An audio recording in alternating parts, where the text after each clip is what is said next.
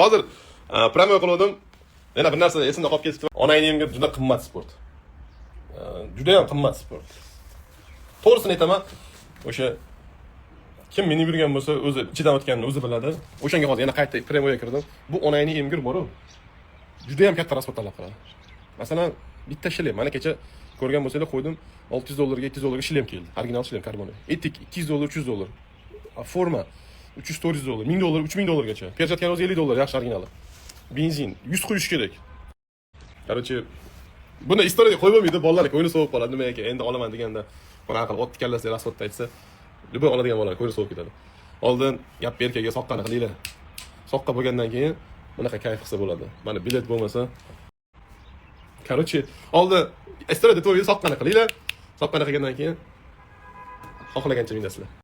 Ha, bitta perivalga borib kelishimdagi, bitta perivalga mana uydan ketdim, kechasi perivalda qaytib kelyapman.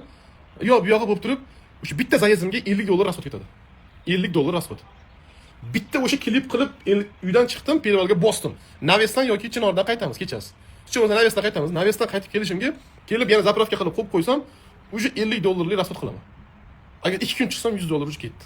Buni istoriyada aytib bo'lmaydi. Aytsam, hammaning ko'ngli sovib ketadi. Shunaqa do'stlar. Oldin bilet qilinglar. Qaydan ham topinglar, endi tirikchilik Alloh beradi. Bilet qilgandan keyin uni qilib ko'ngilli anaqasini bosasizlar. Sog' bo'linglar akalar. Shuni aytmoqchi edim xolos.